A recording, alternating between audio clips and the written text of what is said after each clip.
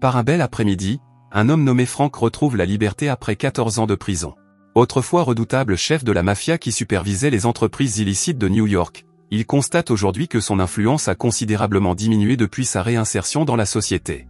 Les milieux de la drogue et de la prostitution sont désormais dominés par les mafias colombiennes et chinoises, mettant à l'écart les anciens alliés de Frank. Dans un autre quartier de la ville, Emilio, chef du commerce du sexe en Colombie, quitte son club et se dirige vers une cabine téléphonique. Il est entouré d'hommes armés qui le criblent de balles sans un mot. Emilio gît sans vie tandis que le journal annonce la libération de Frank. Au même moment, dans une chambre d'hôtel, Jimmy négocie une affaire de drogue avec King Tito, un baron de la drogue colombien.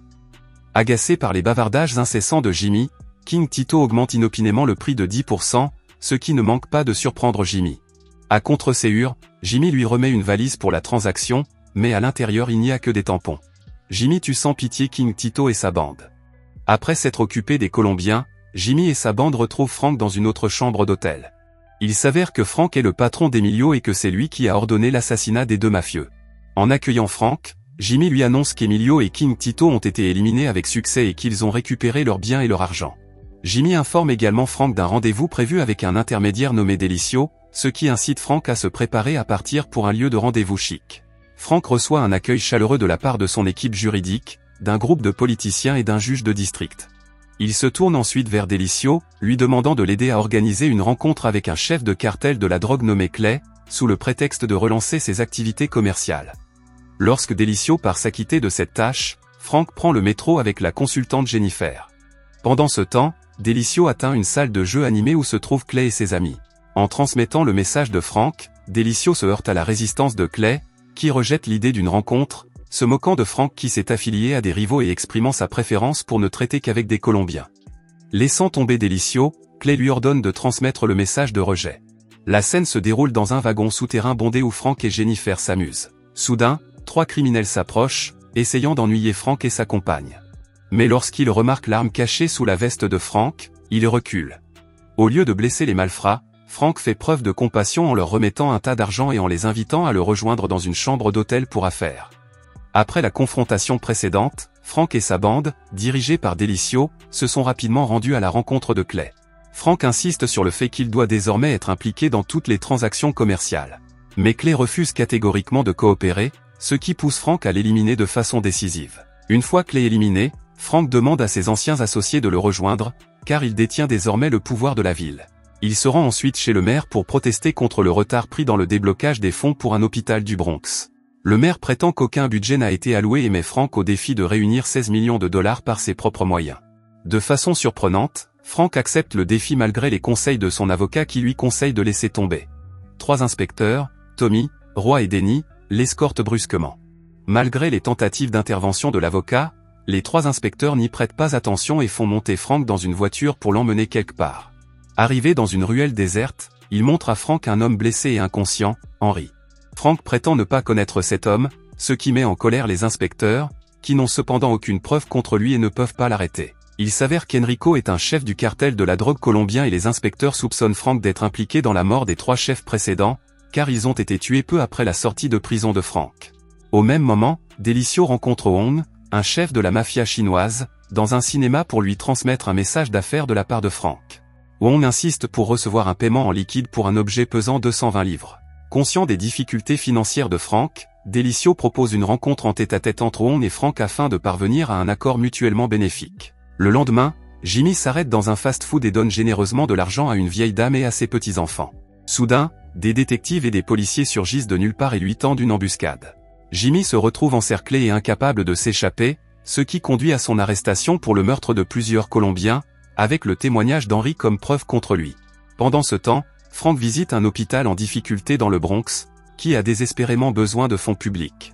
Il propose à nouveau son offre à Wong, mais les 2 hommes ne parviennent pas à se mettre d'accord. Frank suggère un partenariat, dans lequel ils vendraient les articles ensemble, partageant les bénéfices au profit de l'hôpital. Mais Wong insiste sur le fait qu'il veut être payé en liquide. À l'hôtel, Frank apprend l'arrestation de Jimmy. Déterminé, Frank ordonne à son gang d'organiser rapidement la libération de Jimmy. Plus tard dans la nuit, Jennifer et l'équipe sont envoyés pour libérer Jimmy. Les 3 inspecteurs arrivent sur les lieux et refusent la libération de Jimmy, car il est suspect. Jennifer les prévient que s'ils ne sont pas d'accord, l'affaire sera portée devant le tribunal. Quelque temps plus tard, Frank et ses hommes arrivent à Chinatown. Ils trouvent le gang de Wong et en tuent tous les membres sans pitié. Après le massacre, Frank et ses hommes arrêtent Wong et le forcent à leur révéler tous ses biens. Le pire, c'est que même après avoir tout donné, Wong n'est pas épargné et subit une fin rapide. Quelques jours plus tard, grâce à la généreuse donation de Frank, l'hôpital du Bronx ouvre ses portes au public. Cette nouvelle exaspère Denny, qui estime que Frank est devenu le roi de New York, alors qu'ils sont cantonnés à des emplois sans intérêt. Il soutient que la loi favorise Frank, qui a tout l'argent, et qu'il est donc impossible de l'arrêter en jouant avec le système. Pour agir, Denny suggère qu'un groupe de détectives affronte Frank, créant ainsi une situation de compétition entre les gangs. Un soir, dans un club animé, la bande de Frank s'amuse, tandis que Frank lui-même est en déplacement. Au bout d'un certain temps, Delicio arrive avec un patron du cartel de la drogue de Los Angeles. Cet homme sait que Frank possède un objet de 200 livres appartenant à Wong et veut l'acheter. Incapable de payer la totalité de la somme, il propose de payer la moitié à l'avance et le reste après la vente à Los Angeles. Frank, quant à lui, insiste pour vendre tout l'objet en une seule fois. L'homme demande à inspecter d'abord l'objet. De manière inattendue, alors qu'il sort fumer, il tue l'un des gardes de Frank, révélant ainsi la collaboration de Delicio avec lui. Des hommes armés ne tardent pas à faire irruption sur les lieux, semant le chaos. Au milieu de la fusillade, Frank parvient à aider Jimmy à s'échapper, mais un assaillant s'accroche à la portière de la voiture. Lorsque Jimmy retire sa cagoule, il découvre qu'il s'agit d'un policier. Sans aucune pitié, Frank l'envoie brutalement dans un extincteur. Voyant leur partenaire mort, les autres policiers continuent la poursuite. Il s'avère qu'il s'agit en fait de Tommy et Denny. Après avoir été poursuivi pendant un temps considérable, Frank parvient finalement à échapper à Tommy et Denny, perdant sa trace. Alors que Tommy et Denny sont à leur recherche, Frank percute soudainement leur voiture, provoquant une violente collision. Saisissant l'occasion, Jimmy ouvre le feu avant de s'enfuir. Voyant cela, l'inspecteur Tommy sort précipitamment de son véhicule pour poursuivre Jimmy, tandis que Denny se lance à la recherche de Frank. Sous un pont, un tir soudain atteint l'inspecteur Tommy. Jimmy ne s'arrête pas et continue à tirer impitoyablement d'autres balles dans le corps de l'inspecteur, le laissant gravement blessé. Dans un rebondissement inattendu, Denny arrive et tire plusieurs fois sur Jimmy, mettant fin à ses jours. Denny se précipite pour sauver Tommy, mais ses efforts sont malheureusement vains et le détective meurt. Tommy n'a pas pu être sauvé, laissant Denny plein de culpabilité pour la mort de son collègue. Denny ne peut rester pour les funérailles et se dirige vers sa voiture. À sa grande surprise, une autre voiture s'approche et, sans sourciller, Frank baisse sa vitre et met fin à la vie de Denny, puis repart calmement. De retour au quartier général, Frank confronte le traître Delicio, qui a été retrouvé par ses hommes. Au cours de l'interrogatoire, Delicio révèle qu'Henry a collaboré avec la police pour éliminer Frank. Delicio avoue avoir reçu un paiement de 50 millions de dollars et s'être vu promettre la liberté en échange de la révélation de l'emplacement du quartier général de Frank. Après avoir découvert toute la vérité, Frank ordonne à ses hommes d'enterrer le traître avec son argent sale. Henry rentre chez lui et trouve Frank qui l'attend déjà. Frank avoue avoir tué Clay, qui avait amassé 13 millions de dollars grâce à des escroqueries au jeu, Wong, impliqué dans le commerce d'immigrants illégaux, et King Tito, chef de l'industrie de la prostitution à New York. Frank justifie ses actes en déclarant qu'il n'a traité qu'avec ceux qui méritaient la mort pour leurs crimes. Il laisse également un avertissement concernant l'embauche d'un assassin pour s'en prendre à toute personne impliquée dans son affaire. Avant de partir, Frank ordonne à de se menotter à une chaise. Mais dès que Frank s'en va, se libère rapidement et le poursuit dans le métro. Dans un wagon souterrain, Frank utilise un passager comme bouclier. Malgré les appels à la reddition de Rui, Frank lui ôte la vie sans ménagement, mais Rui parvient à tirer quelques coups de feu avant de mourir. Frank sort alors calmement de la gare et haile un taxi, révélant qu'il a été grièvement blessé par Rui.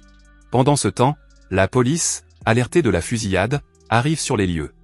Le chauffeur de taxi, qui a vu Frank tenir une arme, sort immédiatement du véhicule et prévient la police. Ces derniers commencent à encercler le taxi et à assiéger Frank. Finalement, Frank succombe à ses blessures et se vide de son sang en tant que roi de New York. Merci d'avoir regardé. Si vous avez aimé la vidéo et que vous souhaitez aider la chaîne à grandir, laissez un like, un commentaire et abonnez-vous.